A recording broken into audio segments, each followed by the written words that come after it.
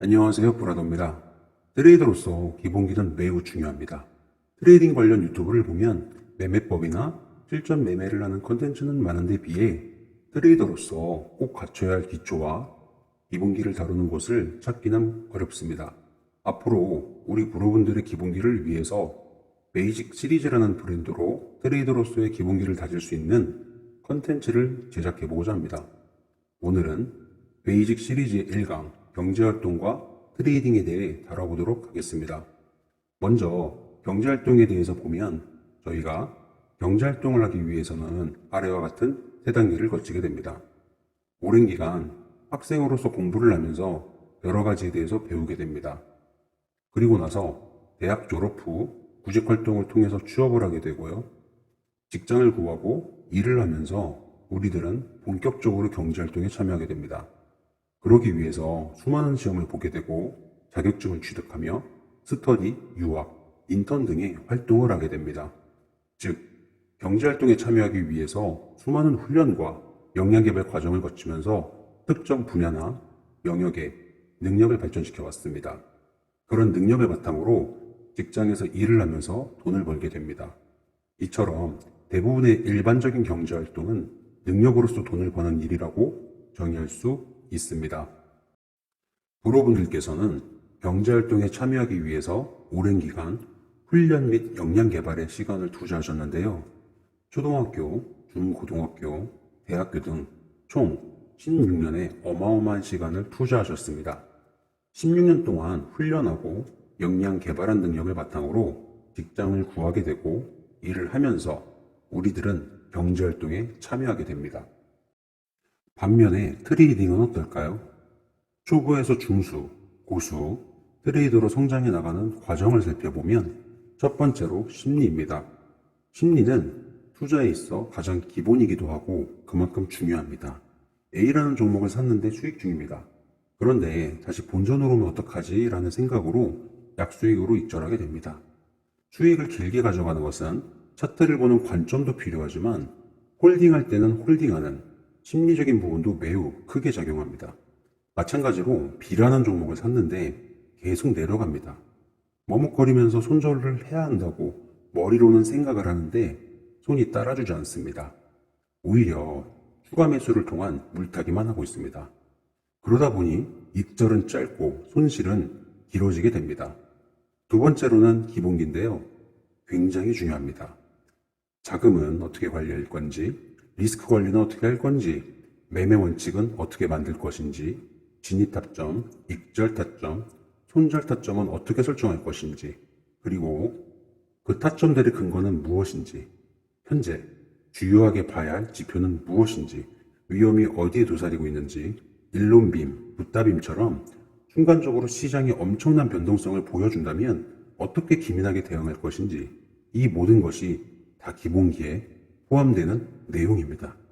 이상 말씀드린 탄탄한 기본기를 바탕으로 자신만의 매매법을 만들어가게 되는데요. 자신만의 필살기라고 할 수 있을 것입니다. 초보분들일수록 매매법과 각종 화려하게 보이는 스킬에 집착하는 경향이 많은데요. 그리고 수많은 사자분들께서 이런 것들로 온갖 유혹을 합니다. 제가 앞에서도 말씀을 드렸고 제가 텔레그램 채널을 계속해서 운영하는 한 거듭해서 말씀드릴 부분이 바로 기본기입니다. 기본기 없이 아무리 고수 트레이더의 매매법을 배운다 한들 실전 트레이딩에서 써먹을 수는 없을 것입니다. 현빈이 입던 청바지와 흰티를 내가 어떻게든 구해서 입는다 한들 내가 현빈이 되지 않는다는 것을 잊지 마시기 바랍니다. A라는 사람과 B라는 사람이 있다고 가정을 해봅시다. A라는 사람의 투자금은 100만 원입니다. B라는 사람의 투자금은 1000만 원입니다. A와 B는 모두 초보 트레이더입니다. 아직 트레이더로서의 시장 경험이 많지 않습니다. 둘 다 열심히 트레이딩을 하다 보니 여러 종목을 사고 팔면서 수익을 보기도 하였는데 제때 손절을 하지 못해서 계좌가 반토막이 났습니다. A라는 분은 100만 원에서 50만 원이 됐고요. B라는 분은 1000만 원에서 500만 원이 됐습니다. A라는 분은요. 본인이 아직 초보이다 보니 1000만 원이라는 본래의 투자금 중에서 100만 원만 떼어내서 트레이딩을 하게 된 것이었습니다. 50만 원이라는 손실금이 100만 원 대비했을 때는 50%로 크게 다가오지만 본래 투자금인 1000만 원 대비했을 때는 5%로 투자금 대비 큰 손실은 아닙니다. 물론 50만 원이라는 큰 돈을 잃은 것은 뼈아프지만요. 그래서 A라는 분은 본인이 날린 50만 원에 집중하는 것이 아니고 내가 A라는 종목을 왜 샀지? 아, 내가 이 부분에서 손절을 하지 않아서 계좌가 반토막이 났구나. 다음부터는 이러면 안 되겠네. 머뭇거리면서 망설일 때 그때 손절을 할 걸. 손절이 정말 중요한 것이구나. 아, 물타기가 정말 위험한 거구나. 와 같이 경험에서 배움을 얻고 그런 경험치를 차곡차곡 쌓아나가게 됩니다. 시장 경험, 트레이더로서의 손실 경험, 수많은 익절과 손절 경험, 이런 것들을 자신만의 경험치로 쌓아가게 됩니다. 온라인 게임에서 캐릭터가 몬스터를 사냥하면서 레벨업을 하듯이 말입니다. 반면 B라는 분은요, 똑같이 반토막이 나긴 했지만 1000만 원이라는 큰 돈의 50%인 500만 원이기 때문에 내가 이 종목을 왜 샀나? 아, 미리 손절을 할 걸. 아, 조금 더 지켜보고 진입할 걸. 이런 고민은 그저 스쳐 지나가는 후회일 뿐. 본인이 잃어버린 500만 원에 집중하고 본인이 잃어버린 500만 원에 집착하게 됩니다. 그래서 어느 순간 뇌동매매를 하게 되고 또 어느 순간 분노매매로 바뀌게 됩니다. 즉, 분명히 트레이더로서 6개월, 1년, 3년, 심지어는 5년에서 10년 트레이딩 경력은 쌓이는데 경험치는 쌓이지 않는 겁니다. 즉, 경력만 있는 경험은 없는 트레이더가 돼가는 것이죠. A라는 분과 B라는 분을 온라인 게임으로 비유하면 A라는 분은 지금은 레벨이 1이지만 레벨이 50이라는 중수, 레벨 90이라는 고수를 목표로 레벨 1짜리 몬스터부터 사냥을 합니다. 그렇게 차곡차곡 레벨업을 해 나가면서 점차 성장해 나가실 텐데요. B라는 분은요, 그런 중간의 과정이 없이 본인이 중수이고 고수인 양 멋진 아이템만 혹은 멋진 스킬만 찾고 얻으려 했습니다. 레벨 1짜리가 좋은 아이템을 찾고 좋은 스킬을 얻은들 사용할 수 있고 착용할 수 있겠습니까? 그래서 B라는 분은 몇 년이 지나도 레벨 1에 머무르게 되는 것입니다. B라는 분은 욕심이 앞서서 레벨 1짜리 몬스터부터 사냥하지 않고 어떻게 하면 유행으로 고수 캐릭터를 만나서 도움을 받을지만 고민하고 궁리합니다. 하지만 B라는 분이 그들에게 매번 거절당하거나 거짓 속삭임에 당해서 몇 년째 레벨 1인 B라는 분이 어느 날 화가 났습니다. 그래서 레벨 5짜리 몬스터를 공격합니다. 결과는 불보듯 뻔하겠죠. 나이. 게임으로 비유하면 웃지 못할 말도 안 되는 내용이지만 그 말도 안 되는 것이 실제 대부분의 초보 트레이더분들께서 수년째 계속해서 되풀이하는 것이 굉장히 안타깝지만은 부정할 수 없는 현실입니다.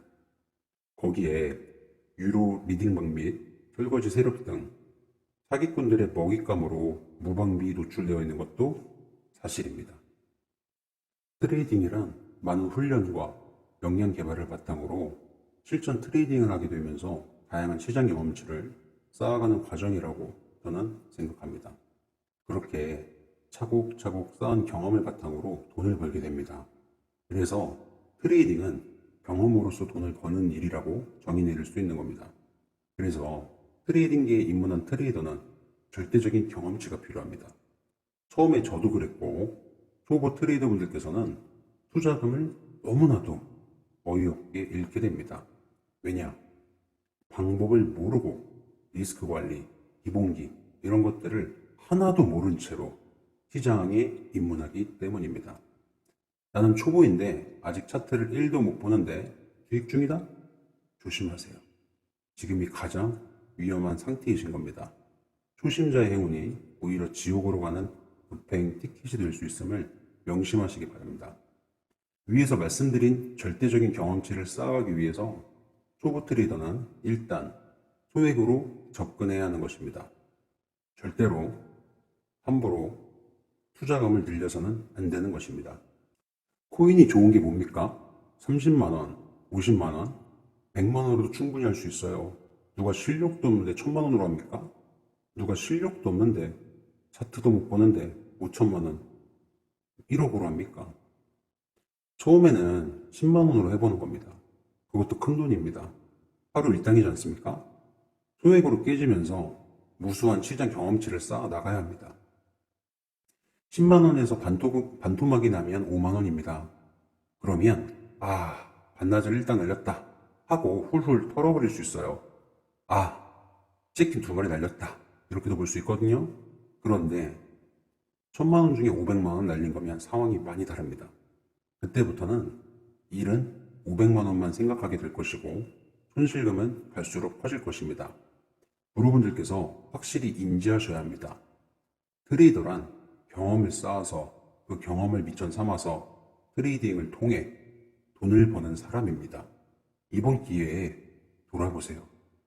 스스로를 돌아보세요.